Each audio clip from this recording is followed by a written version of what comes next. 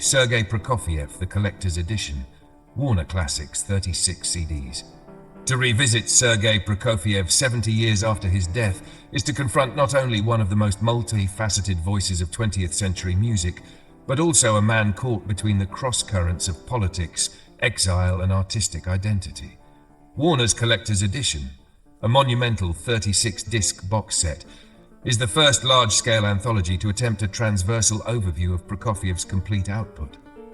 Surprisingly, despite the composer's stature, no such project had been undertaken until now.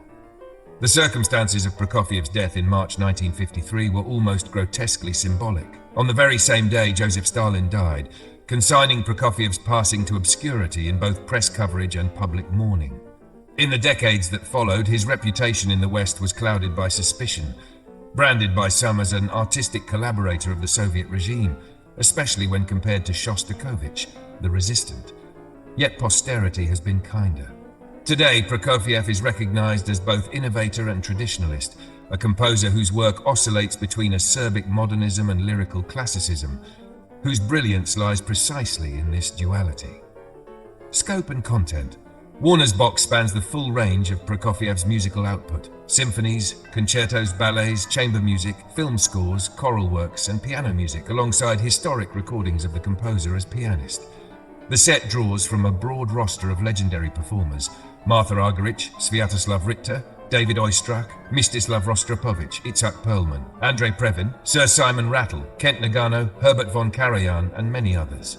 Particularly valuable are the inclusions of Prokofiev himself at the piano, documents of enormous interpretative weight that illuminate his rhythmic precision and biting clarity. The programming is both practical and discophile friendly.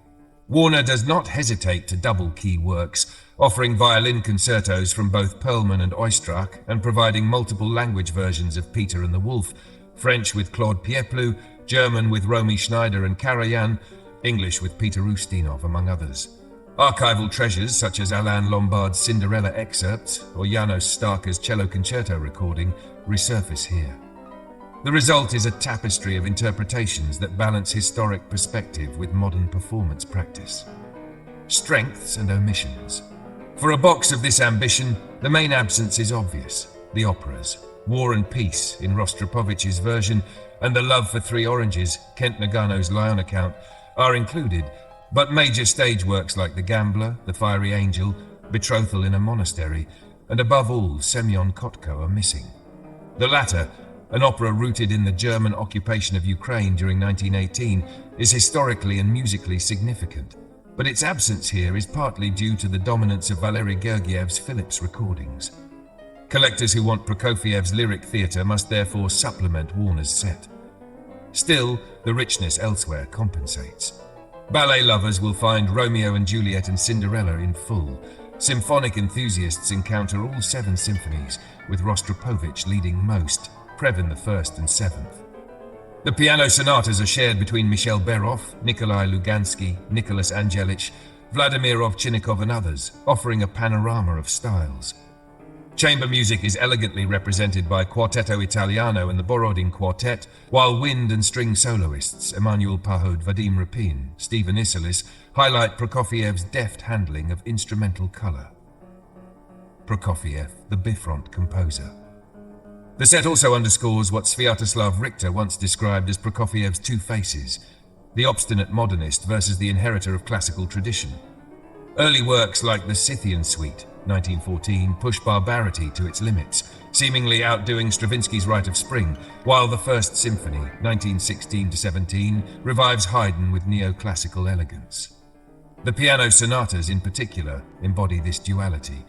The second sonata is a furious toccata-like drive, the 6th and 7th channel wartime turbulence, while the 8th expands into long lyrical breadth. The challenge for interpreters is balance, neither softening the biting sarcasm nor over-dramatizing the lyricism. The highlights of the box: Oistrakh's violin concertos, Richter's 5th piano concerto, Lugansky's 6th sonata, Rostropovich's cello sonata, succeed precisely by inhabiting this tension. Historical resonances. The anthology also captures the arc of Prokofiev's life journey. Exile after 1917, international tours, eventual return to the USSR in the mid-1930s, and his uneasy navigation of Stalinist cultural dictates. Works like Romeo and Juliet, Lieutenant Kijé, and Peter and the Wolf flourished in this period, as did the epic collaborations with Eisenstein, Alexander Nevsky, Ivan the Terrible. But political winds shifted. Celebrated as People's Artist in 1947, Prokofiev soon fell victim to the 1948 Janov decrees. The final years of his career were constrained, though masterpieces such as the Fifth Symphony and Eighth Sonata reveal his creative resilience. Listening experience. Sonically, the recordings spanning 1919 to 2021 vary, but most remain clear and well-balanced. The remastering status is unclear, and the accompanying booklet is slimmer than one might wish, offering less context than the set deserves. Yet the presentation, sturdy box canvas-style covers, feels dignified, and the sheer volume of material ensures a near-complete immersion into Prokofiev's world. Conclusion. Warner's Prokofiev, the collector's edition, is not flawless. The absence of key operas prevents it from being absolutely definitive, but as a single-label survey of nearly the composer's entire oeuvre, it is unrivaled. For newcomers, it provides an essential overview. For seasoned collectors, it offers interpretative depth, historic rarities, and a coherent vision of Prokofiev's artistry. Above all, the set reminds us of Prokofiev's paradox. A composer at once radical and classical, caustic and lyrical, accessible and elusive. His music is instantly recognizable, whether in the grotesque wit of the Love for Three Oranges, the epic sweep of the Fifth Symphony, or the childlike charm of Peter and the Wolf.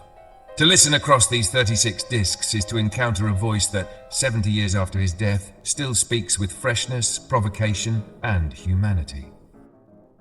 Rating: 9.3 out of 10. If you'd like to purchase this box set, you'll find the link in the description. Leave a comment, subscribe to the channel, and turn on the notification bell for new reviews. Have a great day.